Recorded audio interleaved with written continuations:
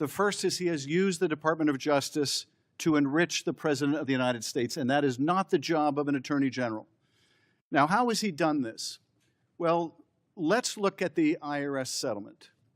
And bear in mind, this was a lawsuit brought by Donald Trump, not as a private citizen. He had every opportunity to bring this lawsuit in between his first term and his second term, but he did not do so. I am shocked. I think I've been here 14 years. I have not seen something as farcical as what I've witnessed over the last few weeks. We have a nominee that it seemed like some of my colleagues in a noble way were saying is unqualified unless he gives some kind of guarantee that what we now know on both sides of the aisle, Americans think is absolutely outrageous. A slush fund had been created for the president to dole out to people who've done the most awful things.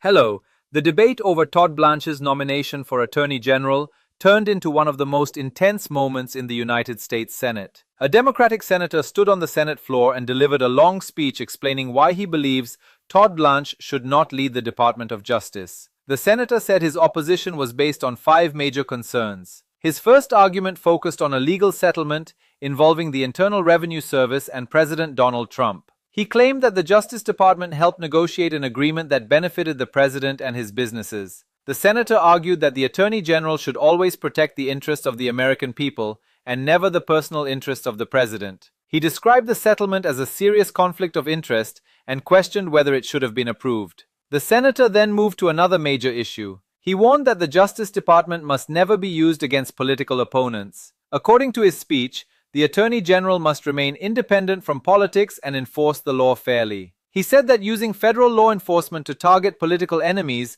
would damage public trust and weaken the rule of law. Another major part of the speech focused on the investigation related to Jeffrey Epstein. The senator accused Todd Blanche of mishandling documents connected to the case. He also criticized the way records were released and questioned decisions made during the investigation. The senator argued that victims deserved better protection and greater transparency. He also raised concerns about ethics. Todd Blanche previously served as Donald Trump's personal defense lawyer. The senator argued that because of that relationship, Blanche should have removed himself from decisions involving cases connected to the president. According to the senator, failing to do so created questions about the independence of the Justice Department. Throughout the speech, the senator repeated that the issue was not Todd Blanche's intelligence or legal experience. Instead, he argued that Blanche remained too closely connected to President Trump to serve as the nation's top law enforcement official. Supporters of Todd Blanche strongly disagree with these accusations. They say he is fully qualified for the position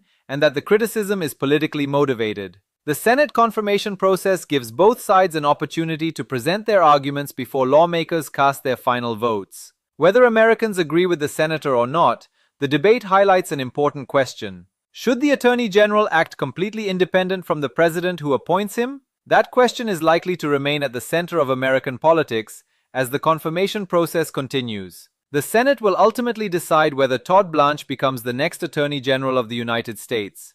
In fact, he waited so long that the statute of limitations ran on that potential claim. He waited until he became president. Now, why did he wait to bring this $10 billion lawsuit until he became president? He waited so that he would have the power of the presidency to leverage the IRS and the Justice Department to make him more money. So he waits till he's president. He sues the IRS for $10 billion. In a stunning act of self-dealing, he purports to settle with himself. I wasn't saying I did it. I was just saying all those people got fired. But here's the thing. He did fire people involved in the cases against Donald Trump. In fact, we heard testimony last week of one of the people he fired. And here is his termination notice.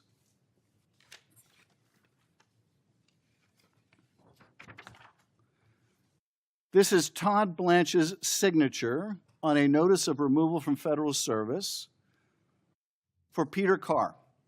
Peter Carr was one of the primary spokespeople for Jack Smith's investigation. He was the spokesperson against the president in the president's prosecution for inciting a violent attack on the Capitol. Todd Blanche writes, "This memorandum serves as official notice that you are removed from your position of public affairs specialist with the Department of Justice." signed by Todd Blanche, recused from any involvement in firing anyone in the cases in which he defended the president, firing someone involved in the cases in which he defended the president.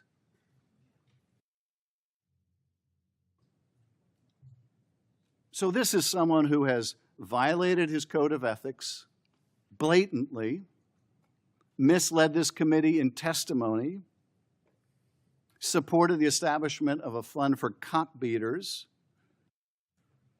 concealed and covered up documents implicating the president in the Epstein files, gone after the president's enemies, and used the DOJ to enrich the president in a collusive settlement. Is this who we're prepared to confirm as Attorney General? It appears so.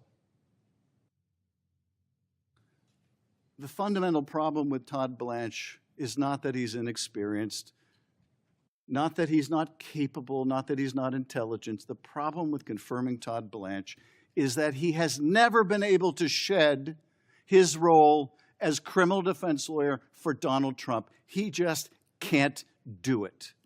He does not represent the American people now. He will never represent the American people. He will never do what's best for the American people. He will only do what's best for Donald Trump. And you cannot leave someone like that as the nation's #1 law enforcement official, not when you have a corrupt president engaged in the most unprecedented, self-enriching schemes we have ever seen. You just can't do it and hope to have anything left of the rule of law.